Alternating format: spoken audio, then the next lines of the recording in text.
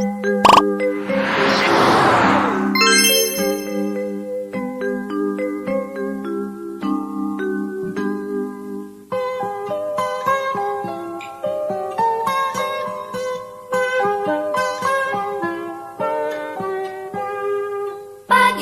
cerahku, matahari bersinar, ku gendong tas merahku di pundak.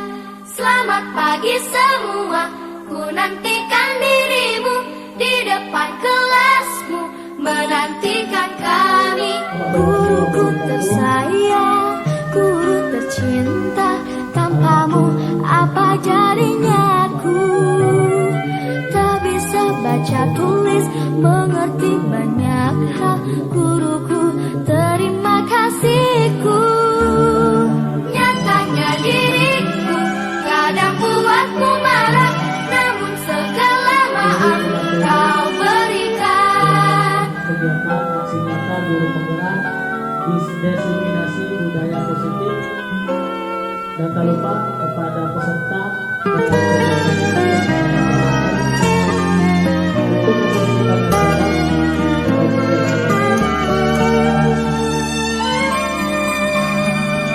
Selamat pagi semua, ku nantikan dirimu di depan kelasmu, menantikan kami. Guruku tersayang, guru tercinta, tanpamu apa jadinya aku? Tak bisa baca tulis, mengerti banyak hal. Guruku, terima kasihku. Nyatanya diriku kadang buatmu marah, namun segala maaf kau berikan. Guruku tersayang, guru tercinta, tanpamu apa jadinya aku? Tak bisa baca tulis, mengerti banyak hal. Guruku, terima kasihku. Guruku tersayang, guru tercinta, tanpamu apa jadinya aku? Tak bisa baca tulis, mengerti banyak hal. Guruku, terima kasihku.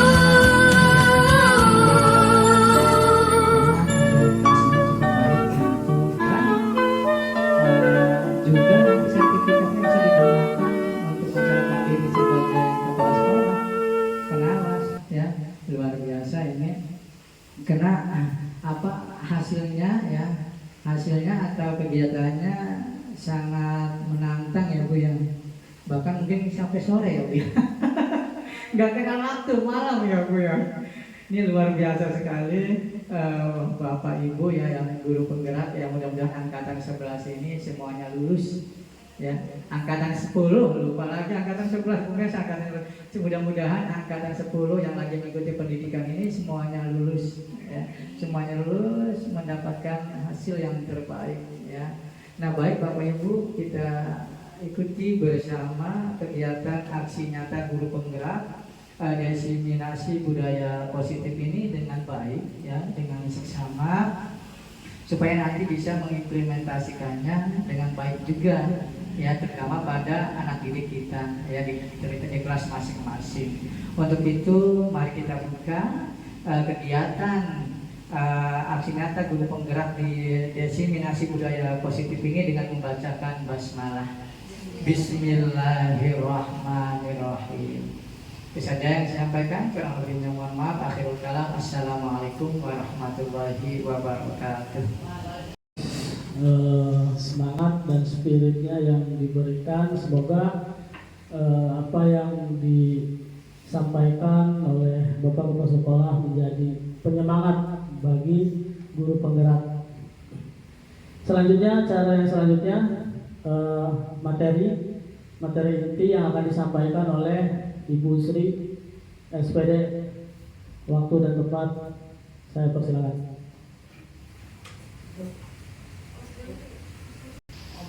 Bismillahirrahmanirrahim.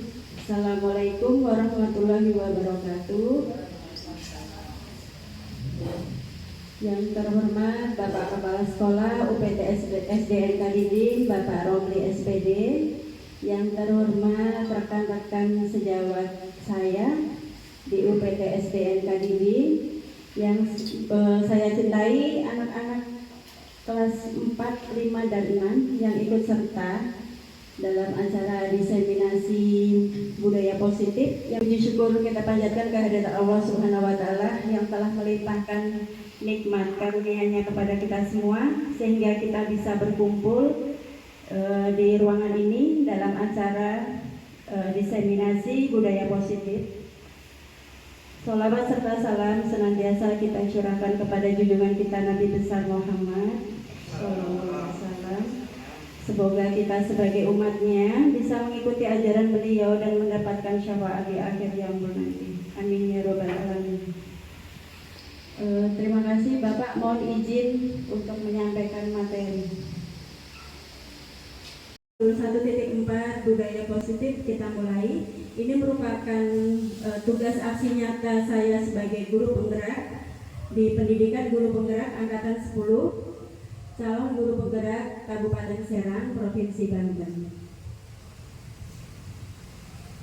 Capaian umum modul 1.4 yang diharapkan itu guru penggerak bisa memahami konsep pendidikan menurut Ki Hajar Dewantara yang dihubungkan dengan konsep budaya dan lingkungan positif di sekolah yang berpihak pada murid.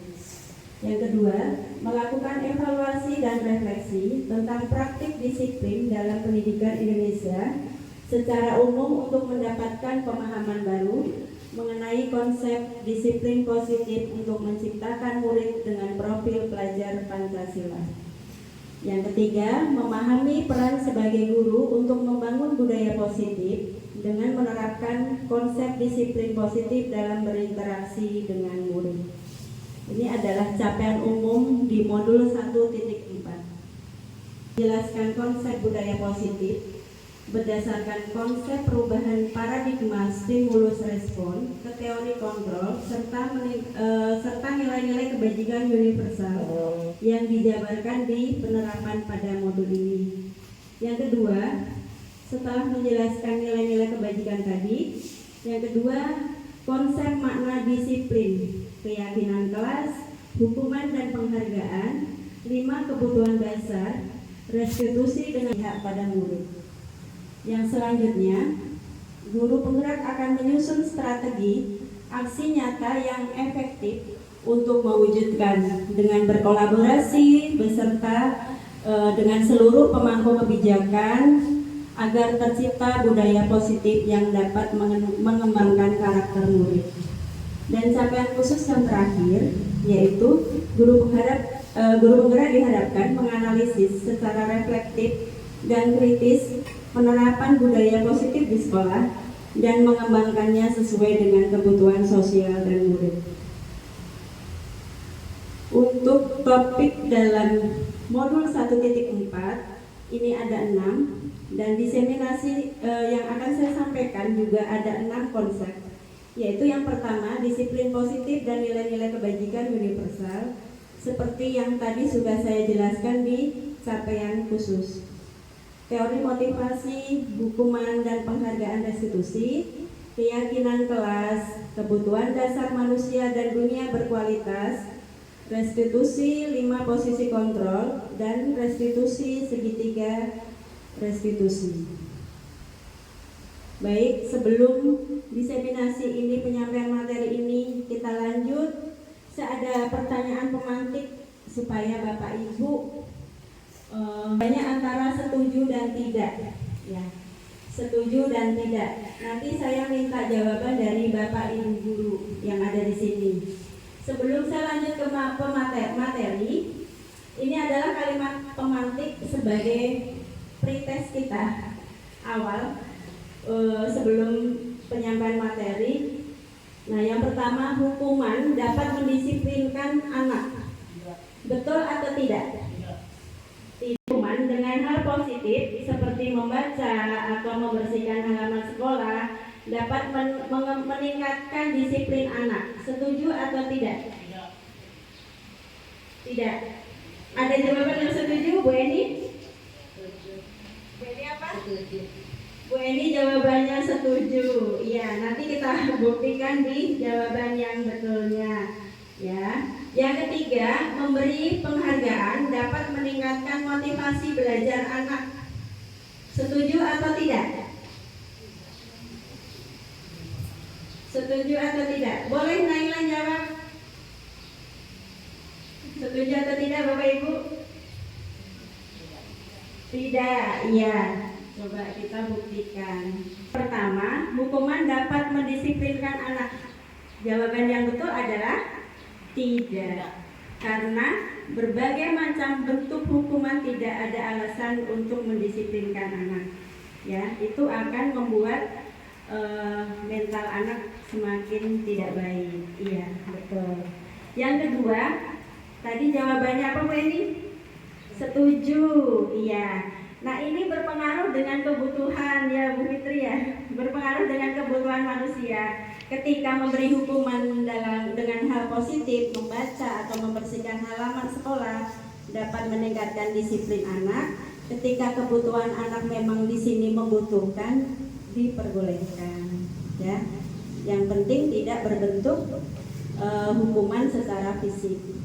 Yang ketiga, memberi penghargaan dapat meningkatkan motivasi belajar anak. Tadi jawabannya tidak, iya betul. Karena penghargaan dan hukuman itu sama-sama tidak diperbolehkan. Nah, untuk eksplorasi konsepnya dari 6 eksplorasi konsep yang pertama yaitu disiplin positif dan nilai-nilai kebajikan universal. Ya, ini menurut William Glasser, beliau adalah seorang psikolog, menyatakan bahwa ada teori kontrol. Nah, saya akan berlanjut ke sini dulu. Untuk kegiatan ini supaya menarik, saya mempunyai sebuah kuis atau permainan. Di sini ada sebuah kegiatan tentang kepalan tangan. Kepalan tangan ini diperankan oleh 2 orang. Ya, bisa minta bantu Bu Mesa yang kertas tadi. Iya, dipotong lagi kecil supaya bisa digenggam di tangan. Biar semuanya berperan, saya minta semua. Baik, Bapak Ibu sudah menerima kertas ya. Tapi kertasnya posisikan hanya satu yang memegang kertas. Contoh pasangan berdua, bisa Bu Iip sama Bu Nisa. Nah nanti yang menulis yang sebagai A siapa, yang sebagai B siapa, ya. Nanti yang sebagai A itu yang mempunyai sebuah kata atau kalimat yang sangat berharga yang dikepal dalam tangan. Dan itu akan Bapak Ibu pertahankan sampai dengan titik darah penghabisan.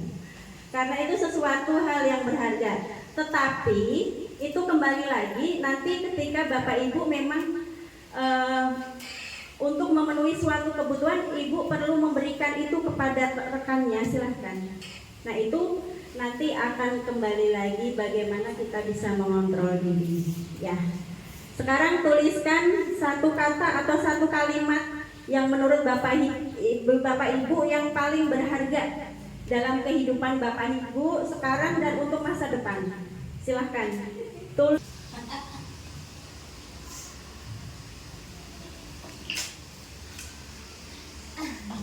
Ya, silakan Bapak Ibu tuliskan kata.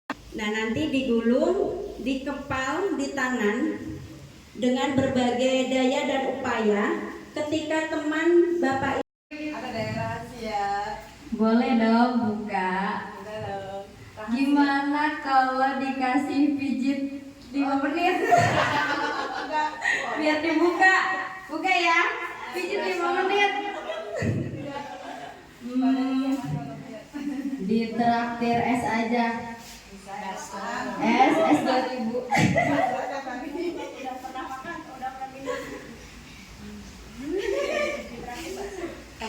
Ditraktir bahasa. Masih bisa. Apa dong? Beli mobil. Dicari.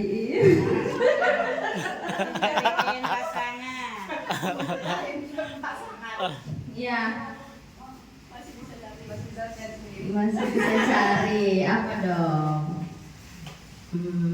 Aduh susah kayaknya deh. Terima kasih, tepuk tangan buat Bu Nisa yang belum berhasil merayu Bu Iip untuk membuka kepalan tangan. Ya, yang selanjutnya Bu Supa dengan Bu Mes. Dibikinin nilai rapor. Kasih tahu duluan. Diancam. Ancam. Ibu, ya boleh nggak ya saya lihat apa yang di tangan ibu? Enggak boleh. Biasa Ben. Kenapa ibu? Enggak boleh rahasia. Rahasia. Nanti mas ajak jalan deh, mau nggak? Nggak. Rayu. Terus, kan ibu ada 1 tuh sampai sa. Mungkin nanti bisa bikin rapotnya. Tolong deh nanti kalau bisa begini. Boleh bisa 3 tahun. Boleh bu. Karena nilai rapot biar cepet.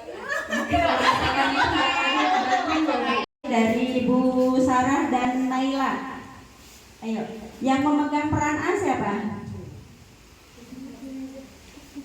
Kertasnya mana? Oh iya. Oh iya. Ya, berarti Naila yang merayu Bu Guru untuk melepaskan genggaman tangannya. Bisa tidak? Berarti Naila aja yang memegang Guru. Nah, gampang rayu Naila, nanti dikasih permen pasti dikasih.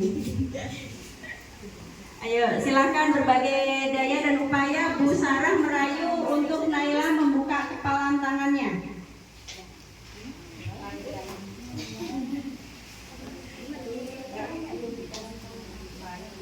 Naila, Bu Guru boleh tahu nggak di dalam kepalan tangannya ada apa? Coba buka dikit aja. Nanti Ibu kasih permen. Boleh ya? Kita beli es krim deh. Mixu. Kita ke Mixu. Boleh nggak? Dikit aja Ibu lihat ya. Lihat tuh.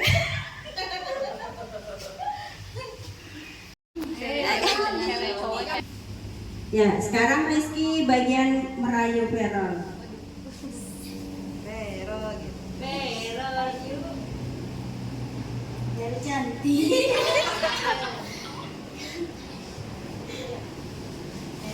Apa? Kamu ya. Sini aku lihat pipinya. Boleh nggak? Jangan pelit. Gak apa-apa. Kasih contekan.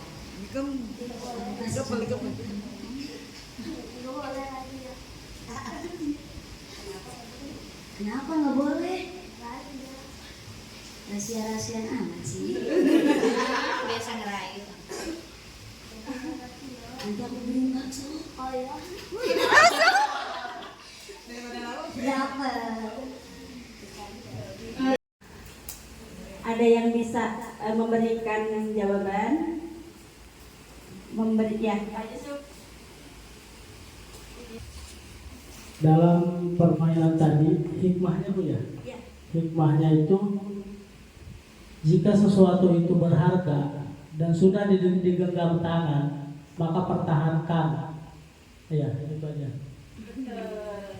Terima kasih, tepuk tangan buat Pak Yusuf. Anda atau B yang membuka kepalan tangan tadi, Anda membuka, apa alasannya? Nah, saya akan meminta jawaban dari Bu Suko yang tadi sudah membuka kepalan tangan. Mohon berikan pendapatnya kenapa memberikan sesuatu yang berharga kepada Bu Mesa. Warahmatullahi wabarakatuh. Waalaikumsalam warahmatullahi Karena Bu Mesa tadi merayu, tapi tidak merayu saya ya. sama Babe rayu Tidak enggak? merayu. Masalahnya dia mau bikin rapot, tapi saya enggak. Masih ada yang lain gitu. Dirahasiakan. Tadi saya menulis Apa tadi? Lupa. Generasi ya. Oh itu anak dan cucu. Waduh. Itu ya. Terima kasih. Wassalamualaikum warahmatullahi wabarakatuh.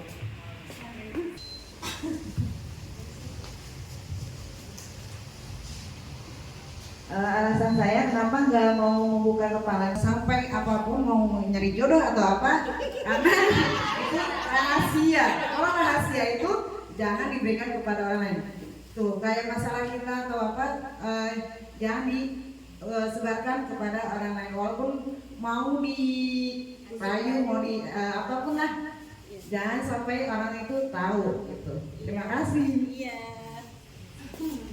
Tepuk tangan buat Bu Iip. Terima kasih yang sudah memberikan jawabannya. Yang bisa mengontrol diri kita adalah kita sendiri. Orang lain tidak bisa mengontrol diri kita atau memaksa dalam berbentuk rayuan, bujukan, bahkan hujakan dan lain sebagainya. Ini sangat berhubungan dengan teori kontrol. Terima kasih Bapak Ibu. Saya akan melanjutkan ke disiplin positif. Nah, disiplin positif, Bapak Ibu ketika mendengar kalimat disiplin, apa yang sudah terbayangkan? Boleh berikan tanggapannya? Boleh Dara, Vika, atau siapa Bapak Ibu? Apabila sudah mendengar kata disiplin, apa yang sudah terbayangkan? Bu Sarah, boleh minta jawabannya?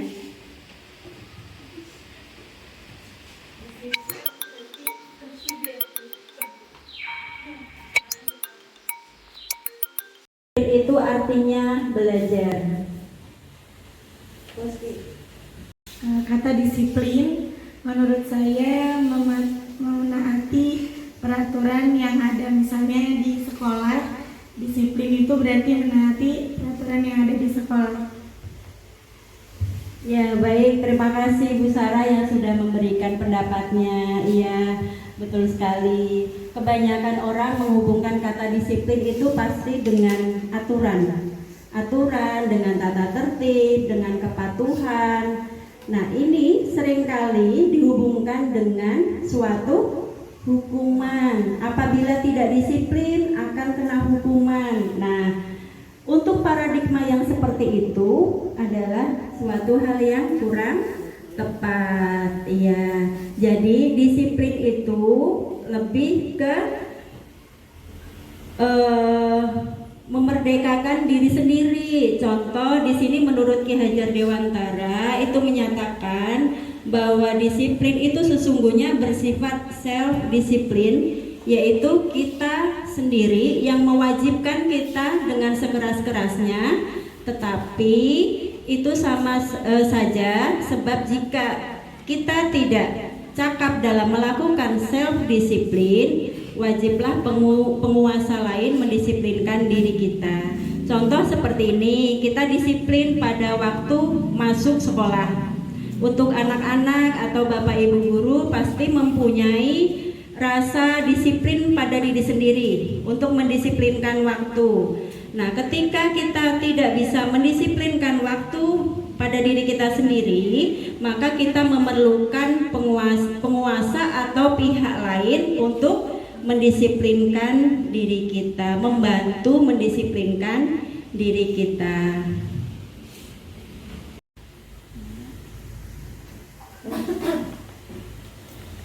Yang disebut nilai-nilai kebajikan itu adalah sifat-sifat positif manusia yang merupakan tujuan mulia ingin dicapai setiap individu.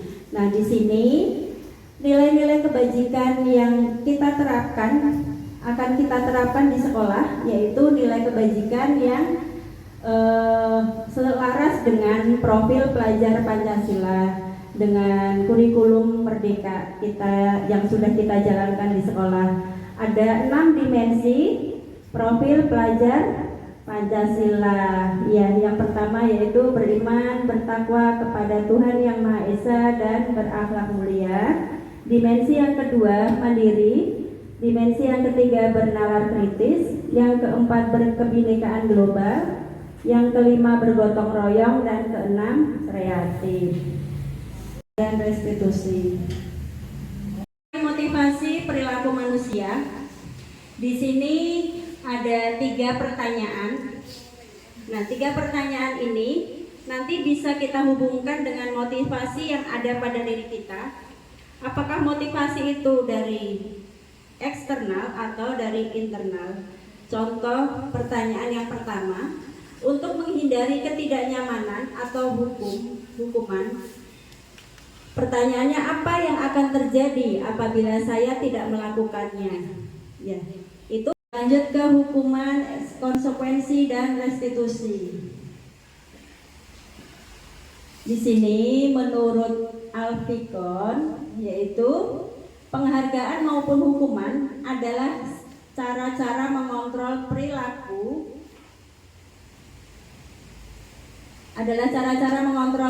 seseorang yang menghancurkan potensi untuk pembelajaran yang sesungguhnya. Nah, seperti yang tadi ada kalimat pemantik ya, yang dari awal tadi ada kalimat pemantik. Jadi baik penghargaan maupun hukuman itu sama-sama menjadi sesuatu yang memang menghancurkan potensi, ya. Menghancurkan potensi untuk pembelajaran yang sesungguhnya. Padahal selama ini yang kita lakukan mungkin sedikit kurang pas ya. Semoga dengan diseminasi budaya positif ini kita akan bisa memaknai apa itu hukuman, penghargaan, dan itu nanti tidak diterapkan lagi pada peserta didik kita. Pertanyaan dan jawabannya kita jawab bersama-sama ya Bapak Ibu ya. Yang pertama, mencatat 100 kali di dalam buku kalimat saya tidak akan terlambat lagi karena terlambat ke sekolah. Apakah ini hukuman atau konsekuensi? Apa? Murid suruh mencatat 100 kali merupakan hukuman atau konsekuensi? Hukuman, iya. Yang kedua, lari mengelilingi lapangan basket 2 kali karena terlambat hadir di sekolah. Hukuman atau konsekuensi? Hukuman. Coba kita cek. Iya, betul. Sekarang pertanyaan yang ketiga, murid diminta untuk push up 15 kali karena tidak menggunakan masker. Hukuman ya, kata Pak Ucok, hukuman ya, betul. Yang keempat, menggantikan kertas tugas teman yang telah dicoret-coret. Konsekuensi ya, betul, karena sudah melakukan kesalahan maka harus menggantinya. Pertanyaan yang kelima, membersihkan tumpahan air di meja tulis karena tersenggol pada saat belajar. Hukuman atau konsekuensi? Konsekuensi, karena sudah menumpahkan air maka konsekuensinya harus membersihkan. Ya, pertanyaan yang keenam, murid disuruh untuk tidak mengenakan sepatu seharian di sekolah karena tidak mengenakan sepatu hitam. Hukuman ya. Yang terakhir, lari mengelilingi lapangan basket 2 kali karena terlambat 10 menit untuk pelajaran PJOK. Hukuman. Coba kita lihat. Salah, ternyata konsekuensi ya. Karena terlambat 10 menit maka konsekuensinya harus lari, kebetulan pelajaran PJOK ya. Ini merupakan konsekuensi. Restitusi sebuah cara menanamkan disiplin positif pada murid. Apa itu restitusi? Ya, Dara bisa bantu Bu Guru. Apa itu restitusi, Nak?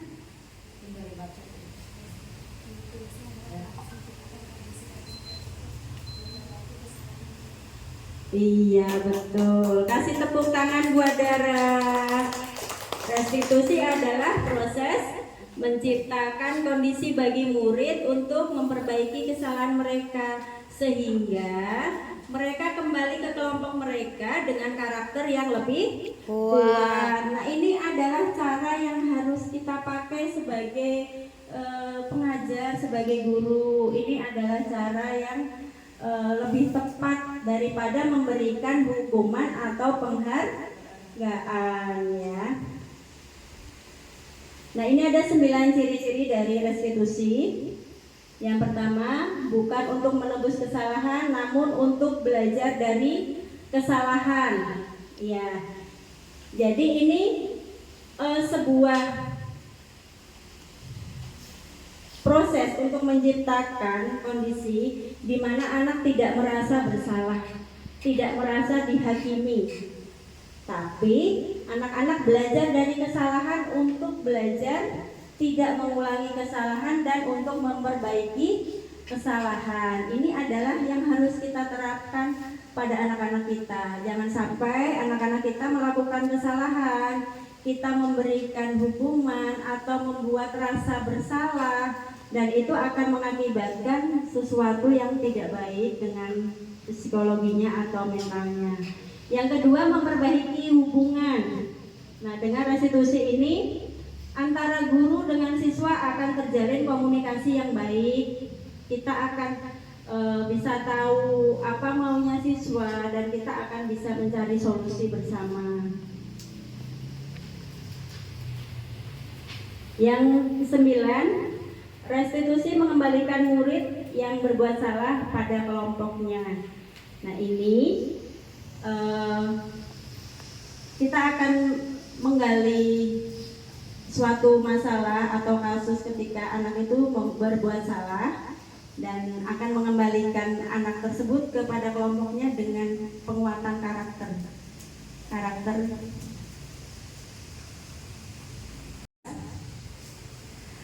Nah, keyakinan kelas ini yang nanti akan kita diskusikan dan langsung praktek, ya Bapak Ibu ya. Nah, mengapa tidak peraturan saja? Mengapa harus ada keyakinan kelas? Di sini ada 3 kalimat pemantik. Saya ingin bertanya kepada Bapak Ibu pendapatnya tentang kalimat ini. Kira-kira jawabannya apa? Yang pertama, mengapa kita memiliki peraturan harus menggunakan helm bila mengendarai kendaraan roda 2? Apa jawabannya?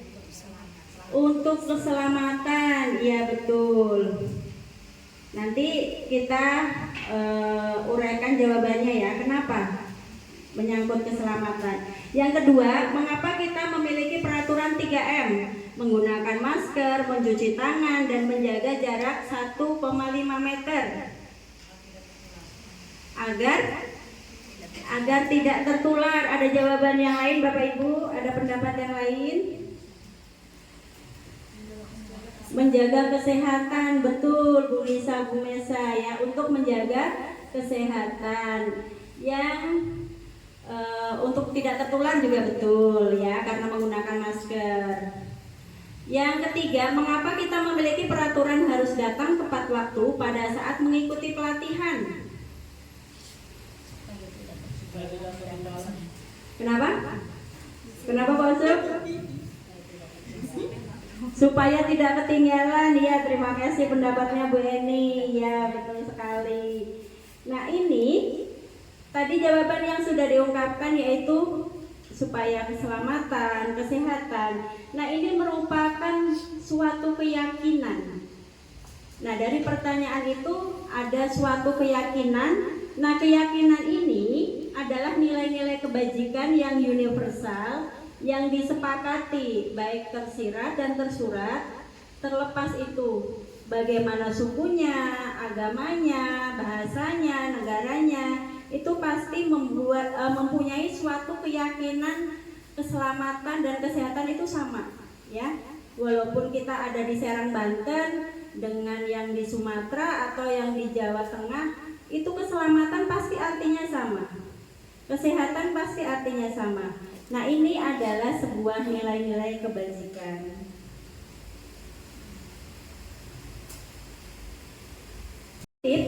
Seperti yang saya sampaikan hari ini merupakan suatu hal yang sangat penting. Seperti yang tadi dikatakan oleh Bapak Kepala Sekolah, dan ini harus kita implementasikan di dalam kelas, di dalam sekolah kita. Nah, di sini untuk terbentuk budaya positif itu ada beberapa rangkaian memang saling berhubungan antara lingkungan yang positif, membuat keyakinan kelas dan peraturan kelas. Apabila semua sudah berjalan dengan baik, insya Allah budaya positif di sekolah kita juga akan berjalan dengan baik. Nah, ini pembentukan keyakinan kelas. Pembentukan keyakinan kelas itu dilaksanakan dengan semua warga kelas. Contoh di kelas 5, yang membuat keyakinan kelas 5 itu siswa kelas 5 sendiri dengan ibu atau bapak wali kelasnya, ya. Dan keyakinan kelas ini merupakan pernyataan-pernyataan universal yang diupayakan dengan menggunakan bahasa yang singkat, padat, dan mudah diingat serta mudah dilaksanakan oleh semua warga kelas 5. Nah, ini ada contoh kesepakatan kelas. Contoh kesepakatan kelas, kami guru dan murid harus saling menyayangi. Nah, untuk kalimat kebajikan yang mana?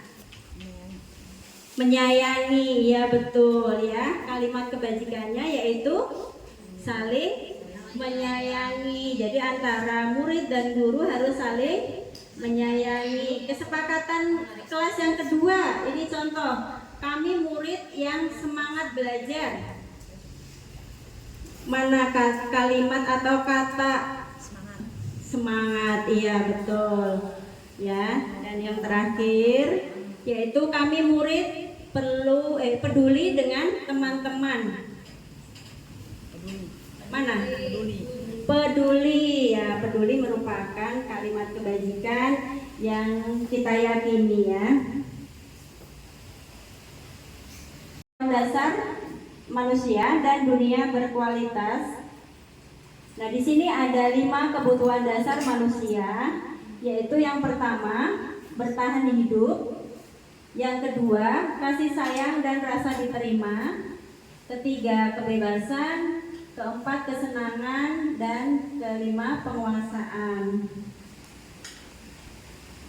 Nah, ini kebutuhan bertahan hidup, yaitu yang bersifat fisiologis, seperti kesehatan, rumah, makanan, dan kebutuhan yang lain, seperti sandang, pangan ya Bapak Ibu. Nah, untuk disayangi dan diterima, ini berhubungan dengan koneksi sosial, seperti kebutuhan untuk memberi dan menerima kasih sayang. Jadi tidak hanya memberi atau menerima saja, jadi harus balance atau seimbang ya antara memberi dan menerima. Yang selanjutnya yaitu penguasaan. Ini kebutuhan pengakuan atas kemampuan. Nah, ini berhubungan dengan kekuatan untuk mencapai sesuatu atau kompeten, menjadi terampil, diakui prestasinya, keterampilannya, dan didengarkan dan memiliki rasa harga diri. Kebutuhan manusia yang keempat yaitu kebebasan. Nah, kebebasan ini lebih ke kebutuhan akan kemandirian. Contoh, memiliki pilihan. Contoh, Dara suka makan bakso, tidak suka makan empek-empek, itu merupakan suatu kebebasan, kebutuhan akan pilihan ya, pilihan makanan berarti. Nah, yang terakhir adalah kesenangan, kebutuhan untuk merasa senang. Nah, di sini kebutuhan ini seperti kalau anak-anak masih senang bermain, masih senang tertawa, mencari teman yang banyak. Nah, ini ya. Eksplorasi konsep yang kelima yaitu posisi kontrol. Nah, ini yang sangat penting buat kita Bapak Ibu guru ya. Posisi kontrol itu ada 5. Posisi kontrol menurut Diane Gossen itu dalam bukunya Restitution Restructuring School Discipline pada tahun 1998 itu mempunyai 5 posisi kontrol. Yang pertama yaitu sebagai penghukum. Nah, sebagai penghukum, apakah dibenarkan kita sebagai Bapak Ibu guru memposisikan diri kita sebagai penghukum? Apakah benar Bapak Ibu? Tidak, iya. Itu adalah posisi yang tidak tepat atau tidak boleh diterapkan dalam murid-murid kita ya sebagai penghukum, karena itu akan berimbas kepada potensi murid yang akan menjadi tidak tergali, terpuruk, psikologi murid yang akan menjadi hancur seperti itu. Yang kedua, posisi kontrol yang kedua yaitu pembuat rasa bersalah. Pembuat rasa bersalah, kira-kira boleh diterapkan tidak dalam murid-murid kita? Tidak, iya. Kenapa? Karena ini akan membekas sampai seumur hidup. Bisa membekas sampai seumur hidup. Pembuat rasa bersalah. Memang pembuat rasa bersalah ini biasanya mengutarakannya dengan bahasa halus, tapi sangat mengena di dalam hati. Nah, ini jangan sampai kita lakukan kepada siswa kita. Posisi kontrol yang ketiga adalah sebagai teman. Apakah boleh kita terapkan pada anak-anak kita? Bapak Ibu guru gimana? Boleh? Boleh. Nah, ini disesuaikan dengan kebutuhan dasar tadi. Ketika anak memang membutuhkan sebagai guru, sebagai teman curhat, teman menyampaikan keluh kesah tentang apapun, tentang pembelajaran atau tentang masalah yang dihadapi. Nah, ini boleh kita memposisikan sebagai teman. Nah, yang keempat, pemantau. Pemantau, apakah boleh? Iya, boleh. Boleh ini kita lakukan kepada mungkin siswa kita yang memang memerlukan suatu pemantauan atau suatu pengawasan tertentu. Contoh, murid kita di dalam kelas ada yang ABK, anak berkebutuhan khusus. Mungkin itu bisa kita berperan, posisi guru berperan sebagai pemantau. Nah, yang kelima, manajer. Apakah boleh? Enggak. Kenapa Bu suka? Kenapa Bu? Orang apa? Orang pabrik itu kan ada manajer, selalu manajer. Kalau kita kan sebagai itu nggak ada. Oh gitu, iya. Bagus, itu berarti Bu Sumpah nanti setelah penyampaian materi budaya positif pasti akan tercerahkan, ya.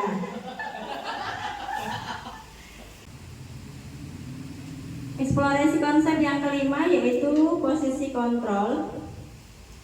Nah, ini yang sangat penting buat kita Bapak Ibu guru ya.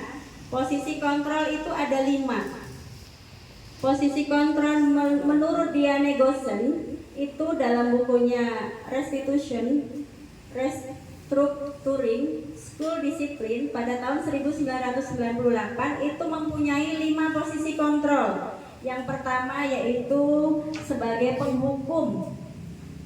Nah, sebagai penghukum, apakah dibenarkan kita sebagai Bapak Ibu guru memposisikan diri kita sebagai penghukum? Apakah benar Bapak Ibu? Tidak, iya. Itu adalah posisi yang tidak tepat atau tidak boleh diterapkan dalam murid-murid kita ya sebagai penghukum, karena itu akan berimbas kepada potensi murid yang akan menjadi tidak tergali, terpuruk, psikologi murid yang akan menjadi hancur seperti itu. Yang kedua, posisi kontrol yang kedua yaitu pembuat rasa bersalah. Pembuat rasa bersalah, kira-kira boleh diterapkan tidak dalam murid-murid kita? Tidak, iya. Kenapa? Karena ini akan membekas sampai seumur hidup. Bisa membekas sampai seumur hidup, pembuat rasa bersalah. Memang pembuat rasa bersalah ini biasanya mengutarakannya dengan bahasa halus, tapi sangat mengena di dalam hati. Nah, ini jangan sampai kita lakukan kepada siswa kita. Posisi kontrol yang ketiga adalah sebagai teman. Apakah boleh kita terapkan pada anak-anak kita? Bapak Ibu guru gimana? Boleh? Boleh. Nah, ini disesuaikan dengan kebutuhan dasar tadi. Ketika anak memang membutuhkan sebagai guru, sebagai teman curhat, teman menyampaikan keluh kesah tentang apapun, tentang pembelajaran atau tentang masalah yang dihadapi. Nah, ini boleh kita memposisikan sebagai teman. Nah, yang keempat, pemantau. Pemantau, apakah boleh? Iya, boleh. Boleh ini kita lakukan kepada mungkin siswa kita yang memang memerlukan suatu pemantauan atau suatu pengawasan tertentu. Contoh, murid kita di dalam kelas ada yang ABK, anak berkebutuhan khusus. Mungkin itu bisa kita berperan, posisi guru berperan sebagai pemantau. Nah, yang kelima, manajer. Apakah boleh? Enggak. Kenapa Bu Suko? Kenapa Bu? Manajer mau orang itu. Orang apa? Orang pabrik-pabrik itu kan ada manajer, ada manajer. Kalau kita kan sebagai itu nggak ada. Oh gitu, iya. Bagus, itu berarti Bu Sumpah nanti setelah penyampaian materi budaya positif pasti akan tercerahkan, ya. Nah, ini yang terakhir yaitu eksplorasi konsep segitiga restitusi. Dari tadi restitusi, sekarang kita beralih ke segitiga restitusi.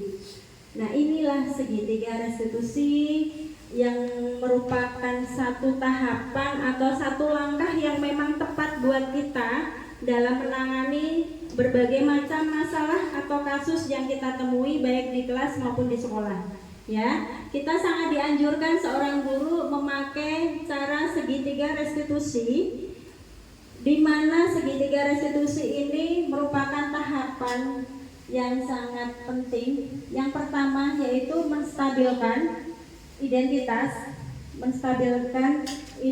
siswa.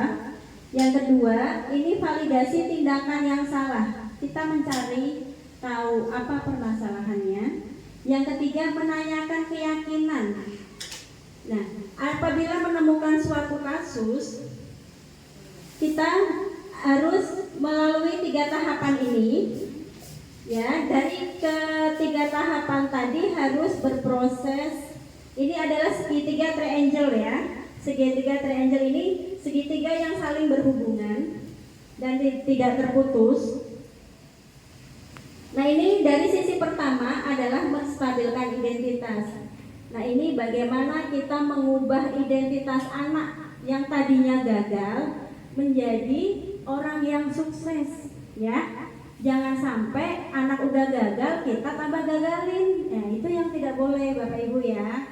Jadi ini identitas anak itu harus kita stabilkan terlebih dahulu supaya yang tadinya merasa gagal, merasa bersalah, anak bisa menjadi orang yang memperbaiki kesalahannya dan menjadi orang yang sukses dan baik. Nah, ini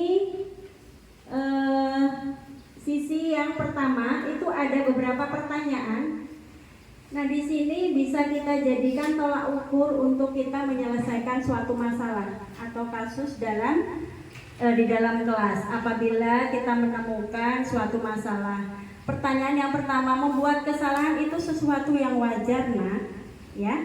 Kita harus meyakinkan kepada anak bahwa tidak ada manusia yang tidak mempunyai kesalahan. Artinya tidak ada manusia yang sempurna. Semua manusia yang ada di dunia ini pasti mempunyai kesalahan.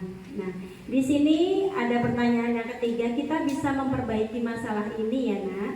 Nah, seperti itu.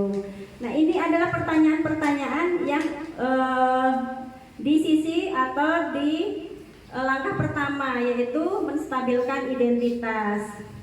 Nah, yang pertanyaan yang terakhir, apakah saat ini kamu tengah menjadi orang yang baik untuk dirimu sendiri?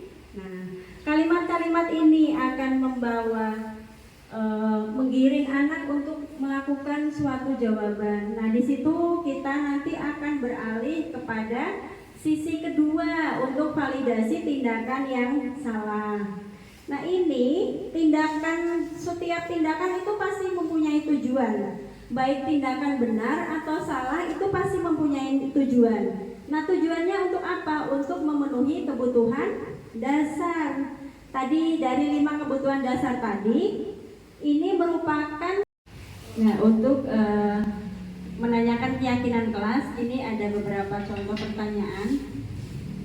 Nah, di sini adalah pertanyaan yang akan membuat anak merasa kembali kepada pribadi untuk berubah menjadi pribadi yang lebih baik, untuk merubah kesalahan menjadi suatu tindakan yang ke arah yang lebih baik.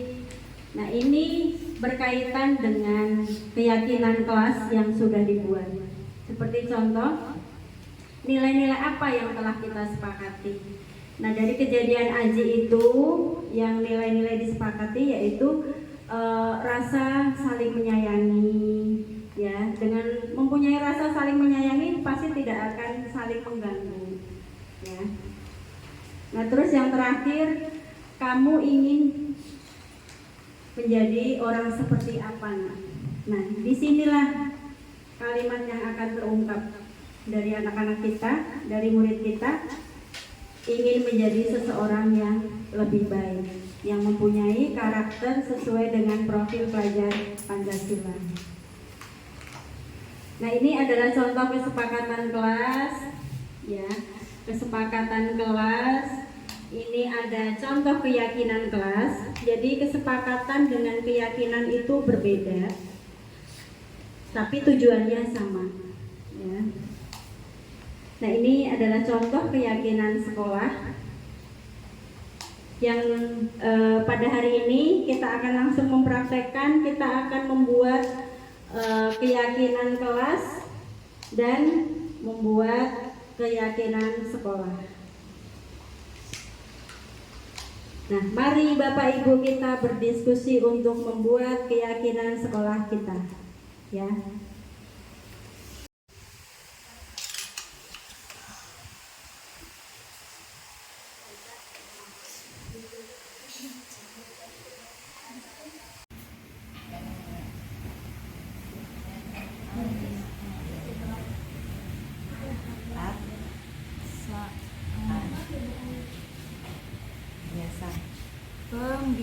Pembiasaan lagi ya. 5 satunya.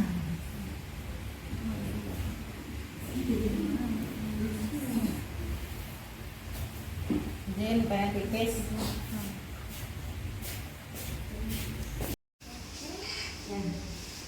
Terima kasih. Ada kalimat yang membuat saya termotivasi untuk selalu memposisikan diri pada posisi kontrol sebagai manajer, yaitu jangan pernah membuat kesalahan dengan menghakimi murid yang berada pada posisi gagal, karena hal itu akan berdampak negatif dan akan menjadi kenangan terburuk sepanjang hidupnya.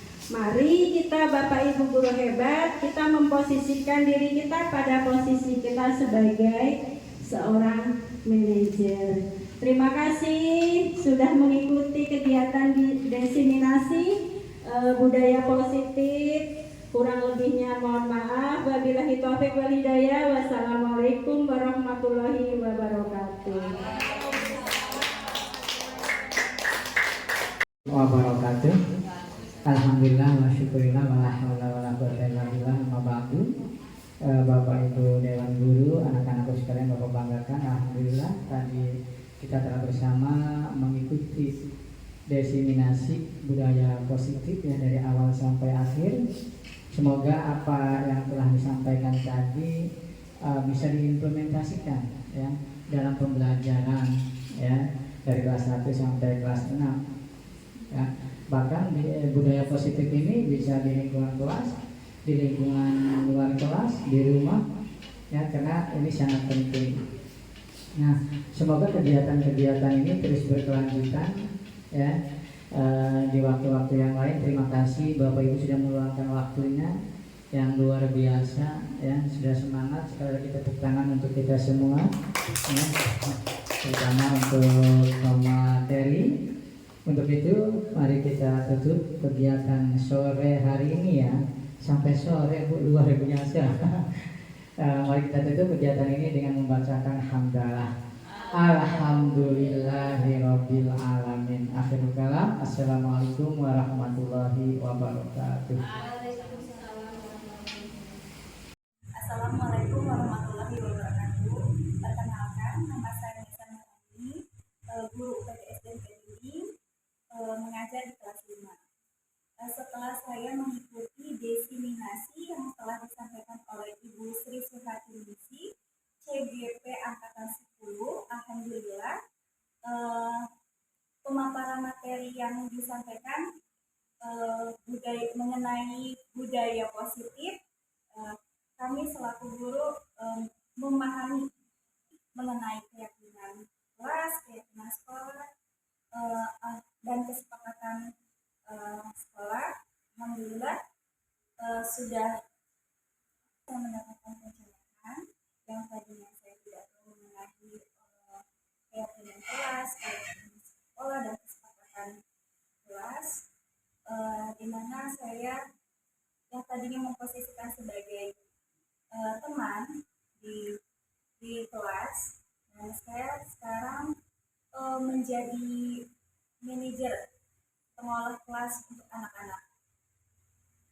Saya akan menggunakan segitiga restitusi dalam kelas saya untuk pemecahan masalah kepada anak-anak melalui saya di kelas. Assalamualaikum warahmatullahi wabarakatuh. Perkenalkan, nama saya Siti Rita, guru UPTS dan Bimbing. Saya mengajar di kelas 1. Setelah saya mengikuti acara yang disampaikan oleh Bu Sri Suhatinisi sebagai PGP Angkatan 10 mengenai diseminasi tentang budaya positif, saya yang tadinya sebagai penghukum dan rasa bersalah dari tentang yang disampaikan, saya akan mengubah posisi sebagai manajer yang akan memecahkan masalah yang ada di kelas saya. Telah memberikan pencerahan kepada kami. Sukses selalu. Tergerak. Terima kasih.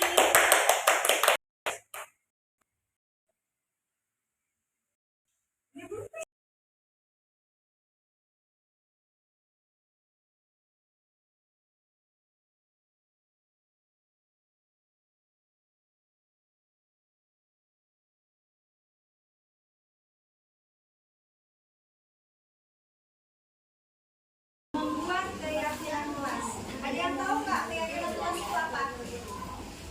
Ada yang tahu keyakinan kelas? Keyakinan kelas itu apa?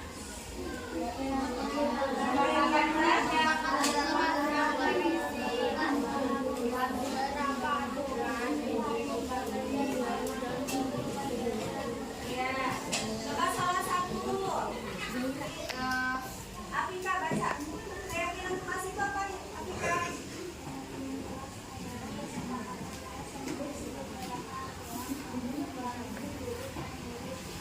Bersama membentuk kegiatan belajar mengajar yang efektif serta membantu kita untuk disiplin dan bertanggung jawab untuk menjaga kelas. Ya. Nah, tahu lagi ya, keyakinan kelas itu adalah kesepakatan kelas yang berisi beberapa peraturan. Ya. Untuk apa? Untuk membantu guru dan murid bekerja sama membentuk kegiatan belajar mengajar yang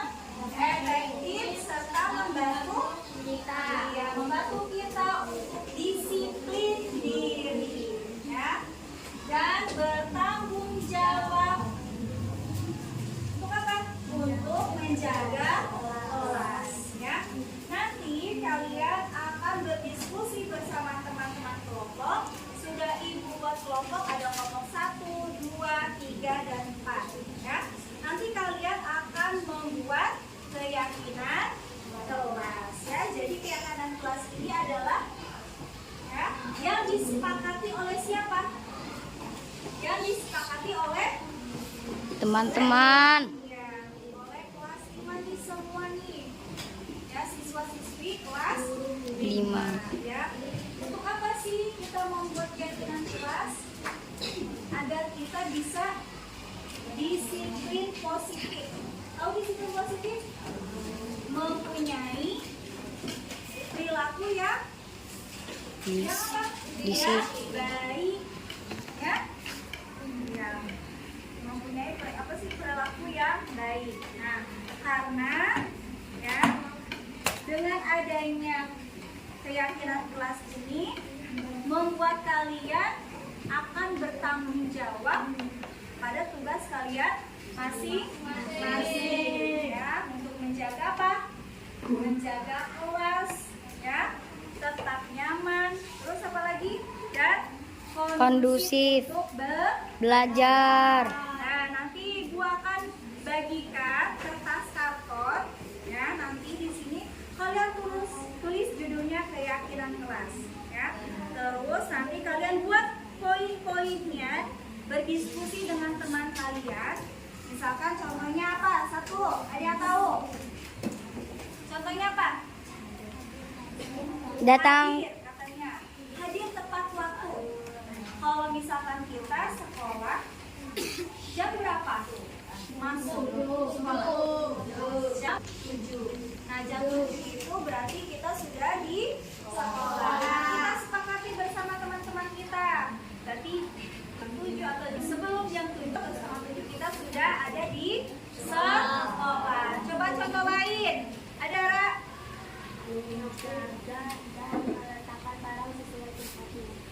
Menjaga dan meletakkan barang sesuai dengan tempatnya. Contohnya apa?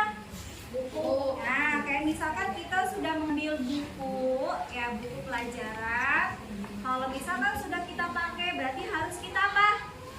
Kembalikannya kemana? Ke tempatnya lagi, ke rak bukunya. Biar apa sih? Biar rapi, ya. Contoh lain, contoh ini apa? Nah, kita buat keyakinan sebelum dan sesudah belajar. Ya, cukup ada berdoa sebelum dan sesudah belajar. Yang belakang coba. Nah, boleh kita. Kalau misalkan di sekolah berarti kita harus selalu berpakaian. Ayo, kita di bajunya sudah rapi belum kalian? Harus pakai pinggang, sepatu, sama kaos kaki. Sudah kan masih ada di sini yang tidak pakai sepatu, ya. Nanti harus kita sepati ya. Kita harus langsung pakai Sepatu.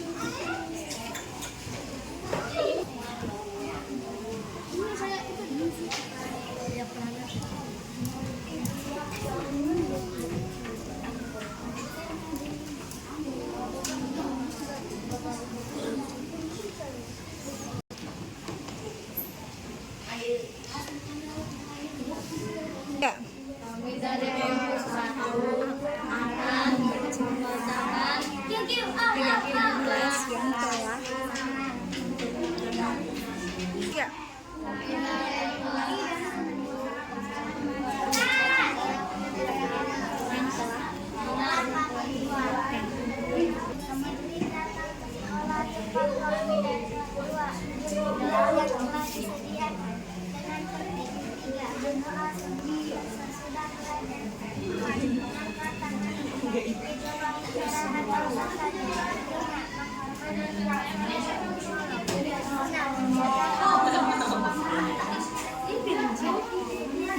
dua tiga.